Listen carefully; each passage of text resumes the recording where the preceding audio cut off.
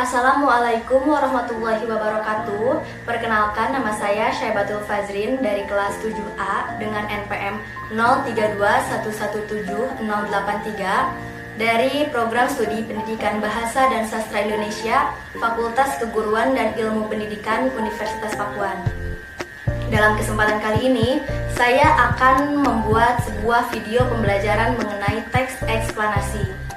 Nah, dalam teks eksplanasi ini mencakup materi ada pengertian, ciri-ciri, struktur, dan juga kaidah kebahasaan dari teks eksplanasi itu sendiri.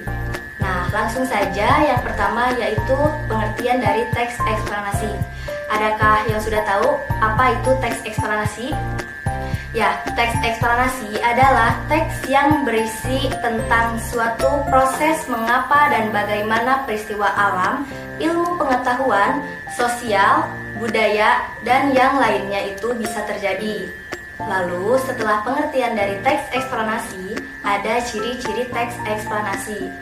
Nah, dalam ciri-ciri teks eksplanasi itu sendiri, ada 5 ciri. Yang pertama, memiliki tujuan untuk memberi penjelasan detail tentang sebuah peristiwa atau fenomena. Lalu yang kedua, teks eksplanasi adalah jenis teks non-fakta atau opini yang logis dan fiksi yang di dalamnya memuat sebuah data. Lalu yang ketiga, sifatnya faktual. Nah, sifatnya faktual itu apa sih maksudnya? Nah, jadi maksud dari sifat faktual di sini, teks eksplanasi memuat seluruh informasi yang bersifat fakta dan juga ilmiah. Lalu yang keempat, teks eksplanasi adalah jenis teks yang informatif. Informatif di sini bermaksud sebagai yang memiliki tujuan untuk memberikan sebuah informasi menyeluruh. Lalu yang terakhir dari ciri-ciri teks eksplanasi yaitu teks eksplanasi menggunakan kata-kata yang mengatakan hubungan kronologis atau urutan seperti pertama, kedua, ketiga, setelah itu, selanjutnya, dan masih banyak lainnya. Lalu setelah ciri-ciri dari teks eksplanasi ada juga struktur dari teks eksplanasi. Struktur teks eksplanasi itu ada 3 bagian.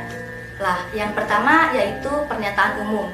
Apa sih pernyataan umum dari teks eksplanasi? Nah, jadi pernyataan umum teks eksplanasi itu memuat sebuah penjelasan sebagai topik dan juga proses terbentuknya adanya sebuah peristiwa tertentu.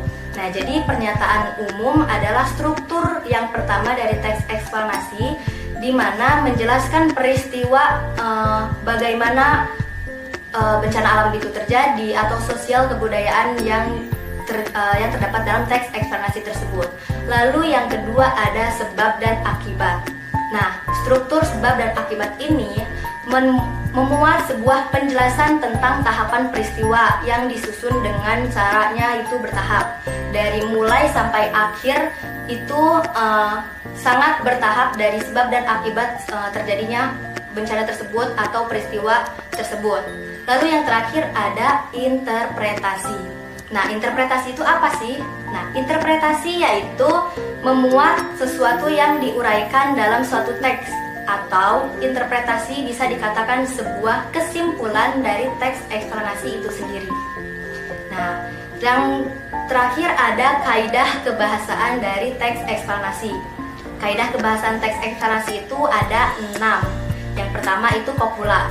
Nah, sepertinya kopula itu asing didengar oleh teman-teman. Saya akan menjelaskan apa maksud dari kopula.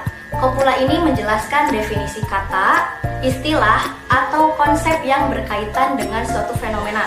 Misalnya, merupakan. Seperti contoh, Universitas Pakuan merupakan sebuah program, sebuah universitas di Bogor yang sudah tua. Nah, seperti itu. Kata merupakan di sini yaitu kaidah kebahasaan dari teks eksplanasi yang pertama yaitu kopula. Lalu yang kedua yaitu kata kerja aktif. Kata kerja aktif ini digunakan pada bagian deretan penjelas, sebab bertujuan menjelaskan sebab dan juga prosesnya, sehingga subjeknya itu berperan sebagai tujuan dari suatu perbuatan atau peristiwa tertentu. Nah, yang ketiga yaitu ada konjungsi. Nah, konjungsi itu apa sih? Konjungsi itu bisa juga dikatakan sebagai kata penghubung. Nah, konjungsi ini digunakan untuk menjelaskan hubungan sebab dan akibat yang terjadi dari kronologi terjadinya suatu fenomena atau peristiwa dalam teks eksplanasi itu tersendiri. Misalnya, jika, bila, sehingga, sebelum, pertama, kemudian, dan masih banyak konjungsi lainnya yang dapat digunakan dalam teks eksplanasi. Lalu yang keempat yaitu keterangan waktu. Nah, keterangan waktu ini digunakan untuk menjelaskan waktu terjadinya suatu fenomena. Nah, jadi jika nanti teman-teman mendapatkan keterangan waktu dari teks eksplanasi, maka itu bisa disebut dengan kebahasaan atau kaidahnya dari teks eksplanasi.